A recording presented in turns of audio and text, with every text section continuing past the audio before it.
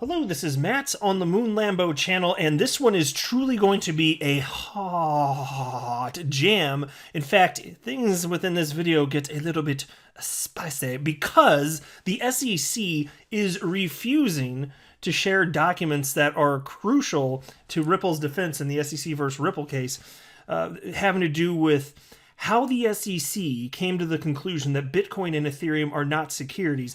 And so they filed a new document today, and I'm going to share with you select pieces of this document. It's 11 pages, so far too much for me to break down in one video. I mean, I could, it's just that it would be probably like an hour-long video, much longer than I care to make. And also I've got opinions from two attorneys that are members of the XRP community, and I think you're going to want to hear some of their initial responses to this. And this all, by the way, this all happened. This is, when did this come out?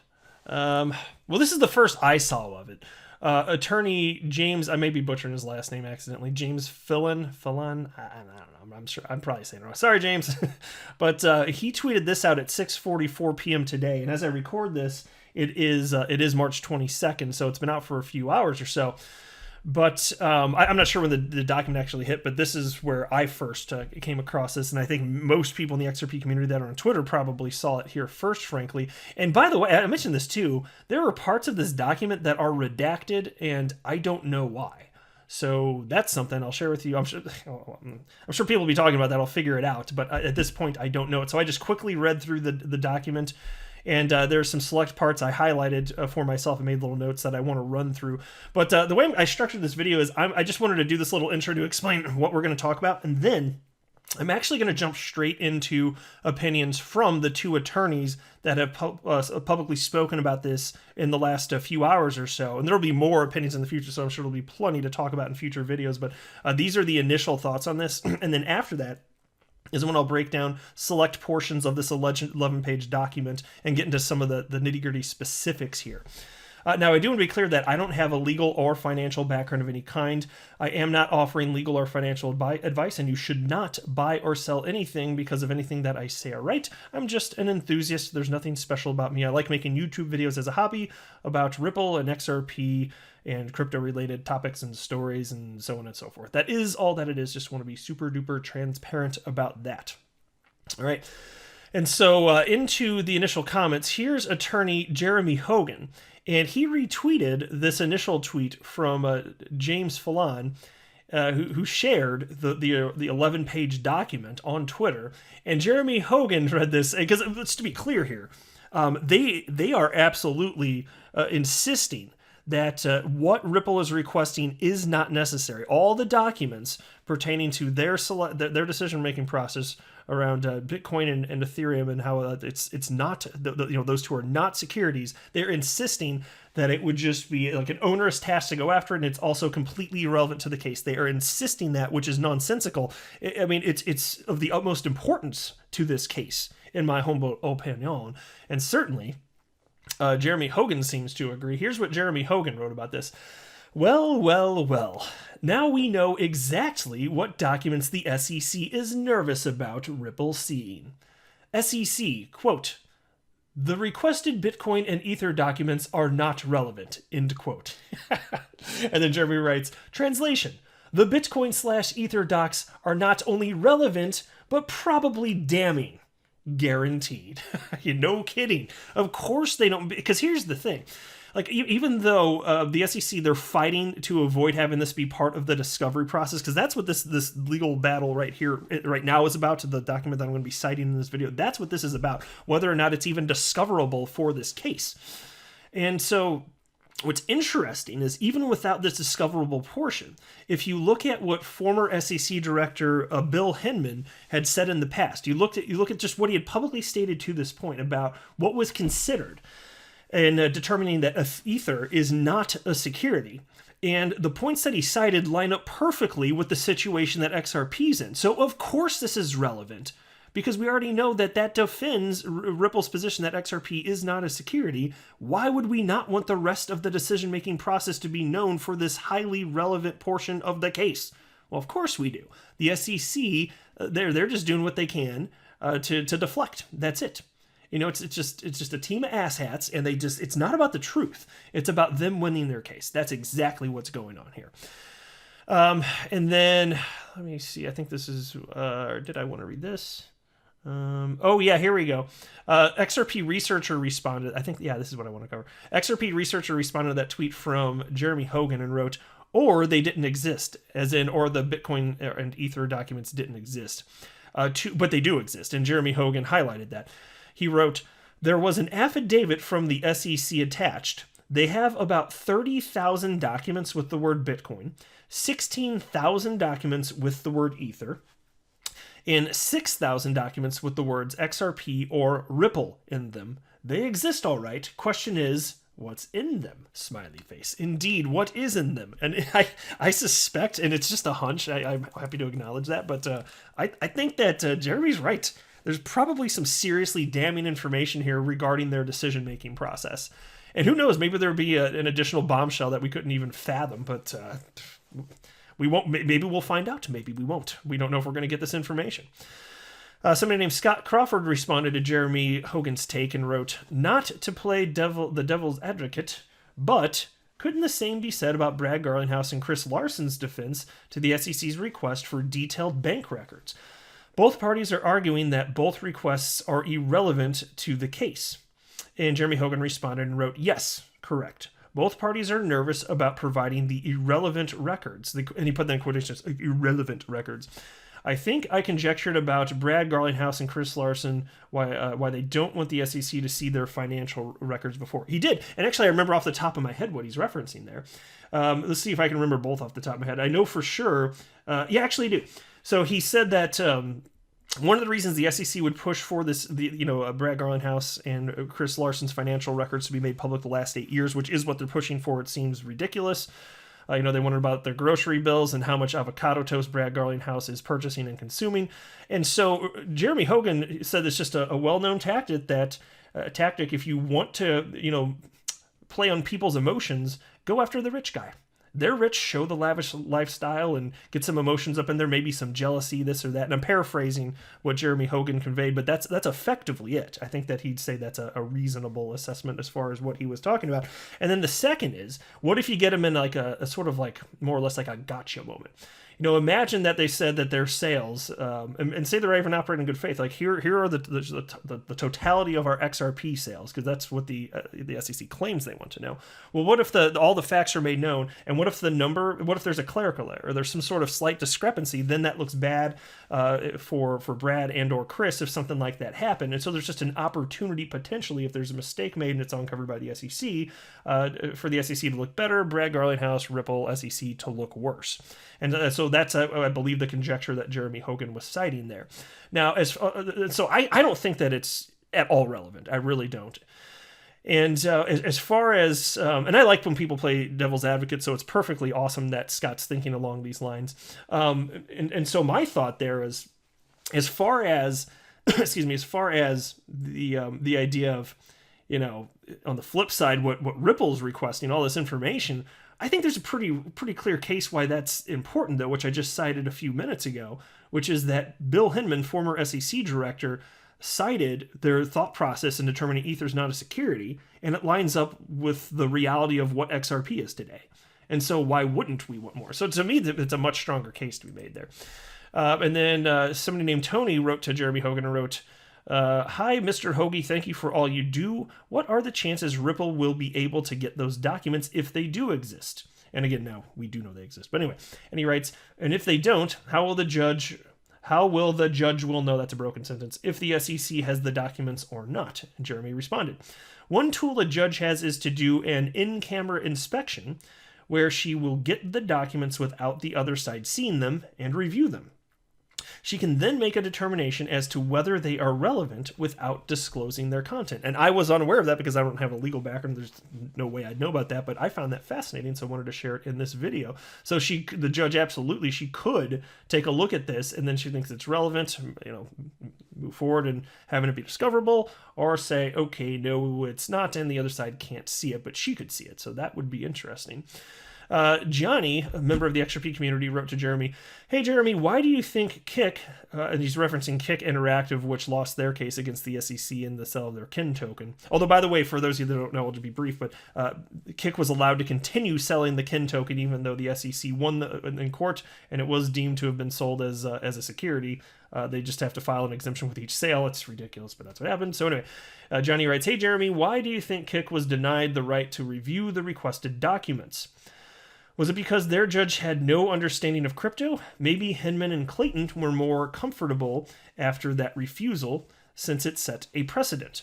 Hopefully this judge reverses." And then Jeremy wrote, "Johnny, you picked up on a good question I don't know the answer to. I'm sure Ripple's 20-some lawyers are busy trying to figure out, but I don't know yet." Yeah, and so it could be a question of precedent. And then also, I mean, it's worth mentioning, I don't know if this would be a factor, but it certainly could be, I would think. Kick Interactive, they did an ICO. Ripple never did an ICO. So that's a notable difference, which I believe, if they haven't already brought it up in legal documents, and I don't recall off the top of my head, you'd think they would. Now let's move on to comments from attorney John Deaton, who wrote the following. "Of course they're relevant." And he's talking about the Bitcoin and ETH documents, of course. That the SEC has internally. "If they weren't, the SEC wouldn't be so worried about it. They also don't want the internal debate about XRP being released. I will let Jeremy Hogan explain it in more detail if he so desires." And he writes in parentheses, he's better at succinct, clear explanations than me. And then John continues, "I think the decision to go after Brad Garlinghouse and Chris Larson will prove to be a mistake by the SEC. Usually, the SEC wins this argument, but since it charged the two executives with aiding and abetting, it must prove knowledge or reckless conduct. If the SEC officers don't believe or can't agree whether XRP is a security, and they are the experts on what's a security, how can you expect Brad and Chris to believe it's one?" Exactly. That is such an amazing, solid point. How the hell was Brad supposed to know that when they had every indication from just whatever communication they had with the SEC, the SEC's inaction, other market participants? How the hell would it have been reasonable for Brad and Chris to have thought that what they were doing was illegal and wrong? It doesn't make any damn sense. John continues now. "If the case was just against Ripple, SEC wins this issue, but because they're going after the executives the way they are, I believe the SEC should turn over all XRP documents, emails, and discussions. The Bitcoin and ETH documents and evidence should definitely be turned over related to fair notice, equitable estoppel, selective and malicious prosecution, and due process." Hear, hear, my friend. No kidding. And so it is the case that with the charges that were brought forth, which is what John was hinting at here in case you didn't pick up on the specifics, what he's talking about here is as far as the aiding and abetting claim, it must be proven by the SEC that not only did these actions occur by Brad and Chris specifically since they're cited, they must prove that they were either reckless or that they had intent to do something that they knew was illegal with the sales of XRP, which is really a high bar. And so that's why John's saying, yeah, it looks like the SEC done messed up, son. That is what it looks like. Now, into a few select portions of the document. Again, this thing's 11 pages, so it would be outside the scope of this video to go through entirely in depth, but I wanted to highlight just a bit of it. Let's see here. Yeah, actually, let's just go ahead and jump into, I think I'm on page 4. Oh, by the way, this is if you're looking at your screen, don't worry if you're not looking at your screen, but this is what I'm talking about when I say redacted. All these black bars that are covering a bunch of the text, I don't know why it's redacted, but it's redacted. It's just gone for now, so we'll see. All right, page 4, section 3. Yeah, check this out. So this is from the SEC lawyers to Judge Netburn, Honorable Judge Sarah Netburn. And they titled this section, "The requested Bitcoin and Ether documents are not relevant." Yeah. Let's agree to disagree. Anyway, defendant's opening argument, letter at 2, that XRP is like Bitcoin and Ether and therefore not an investment contract under Howey, has previously been made by other defendants in SEC or Department of Justice securities laws cases involving digital assets. Every court confronted with the argument has rejected it and instead applies the fact-specific Howey test. See, let me pause right there. This is the reason I wanted to highlight this. Fact-specific Howey test, yes. And so what was I saying? I said it twice in this video already. What did former SEC Director Bill Hinman say? in the determining factors about ETH not being a security. It lines up perfectly with XRP. So here they're citing it's not relevant, and there are other cases in which this argument was brought up in which it failed. Yeah, but failed on its merits right here. So if you apply it specifically to the Howey test, well, XRP does pass. If ETH passes, then XRP sure as hell passes. And so this is disingenuous here. There's no way they can believe what they're writing. It's illogical. It does not make a lick of sense here. This is different than what they're citing. Merely bringing up a case and saying that our cryptocurrency, which actually could have actually been sold as an investment contract, is like Bitcoin and Ether when there's no adoption, this or that, and there's clearly a central authority that issued it, and there's no decentralization. All these factors, that's very different. That is very different than saying, hey, but your boy Bill over here, he said that ETH is not a security for X number of reasons, and it applies to XRP. Given that absolutely is the case, and that's just the tip of the iceberg, absolutely we deserve to see the rest of these documents. It's completely nonsensical what they're saying here. No, section, where do we want to go now? Page 7, so that would be right here. Section 4. Yeah, here we go. And so this section was titled, "The requested documents concerning the SEC's own views about XRP and Ether and Bitcoin are not relevant." Oh, is that right, SEC? It's not relevant. Oh, okay. Tell me all about it. They write the following. As detailed above, the key questions in this litigation are whether XRP is an investment contract under Howey, whether defendants offered and sold unregistered securities not exempt from registration in violation of Section 5, and whether Garlinghouse and Larson aided and abetted Ripple's violations and committed additional violations through their own sale of XRP. Exactly, but that's the reason all of this is relevant. Holy freaking hell. These guys, are you guys with me on this? Like, you don't believe that they believe what they're saying, right? You don't think that they even believe this, do you? It's so out there. Of course all of this is relevant. It's to the core, it's relevant here.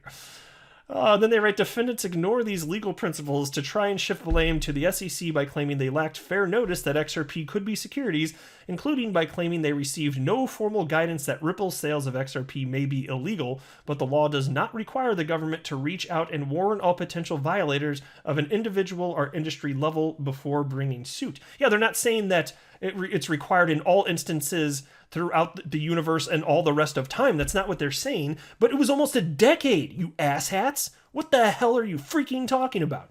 It's just imagine, just forget from a legal perspective, just from a position of what is logical in the world. What if the SEC let 100 years pass? Would they still have a case? Now, I think that even they would have to say it's been 100 years. Who knows? Then again, they're a bunch of asshats, so who knows? But if 100 years had passed and then they brought suit against Ripple, who in their right mind would believe that that's reasonable or rational, or that the SEC has an actual case at that point? 100 years. Okay, well, apply that logic to almost a freaking decade. What the hell are you talking about? This is completely nonsense. It just doesn't pass the smell test. It is not logical. And so from a legal perspective, whether or not this is a good argument, I can't say. I don't have any sort of law experience. I'm just telling you from my everyday Joe Schmo perspective here, it is not logical. Absolutely not. They are failing at logic, but I think that it's disingenuous. I think they know that this is a bunch of bunk. And then off to page 9 here. Here we go. Section 5. Defendants' requests are disproportionate, overbroad, and unduly burdensome. Oh, is that right? As explained above, defendants' requests at issue are irrelevant. That's really grinding my gears, guys. That's really just grinding them up. They're no longer gears, they're just circles. Requests at issue are irrelevant and thus improper on that basis alone. Additionally, the requests are highly disproportionate, overbroad, and unduly burdensome because not only do they demand irrelevant discovery, they also demand highly burdensome discovery, including for internal documents that would require a significant privilege review. Think about this. They already cited, because Jeremy Hogan brought it up, the quantity of documents. What was it, like 30,000 Bitcoin, 16,000 ETH? Go back in the video. I cited the right numbers. Those might have been the right numbers. If they could do that because technology exists and it's the year 2021, why can't you just take that and copy it and just send it on out? It's relevant. All of it's relevant if it has to do with Bitcoin and Ether. Send them bitches out. What the hell are you talking about? It's burdensome? You already found the exact quantity of documents that you have, and it's burdensome? You already did that much. Copy them, mofos. What are you talking about? And how is it overbroad? Everything about ETH and everything about Bitcoin, that is overbroad? That's exactly what is relevant. It's exactly what is relevant about this case. I can't, it's hard to take these guys seriously even. It seriously is. It defies logic and reason. It absolutely does. So there's going to be more to talk about this in the future, but this was a good starting point. So I guess I'll go ahead and wrap up here. But thank you very much for hanging on with me to the end. You guys are rock stars, and I love you platonically. I am not a financial advisor. Do not buy or sell anything because of anything that I say or write. That would be a very, very, very bad idea. Until next time, to the Moon Lambo.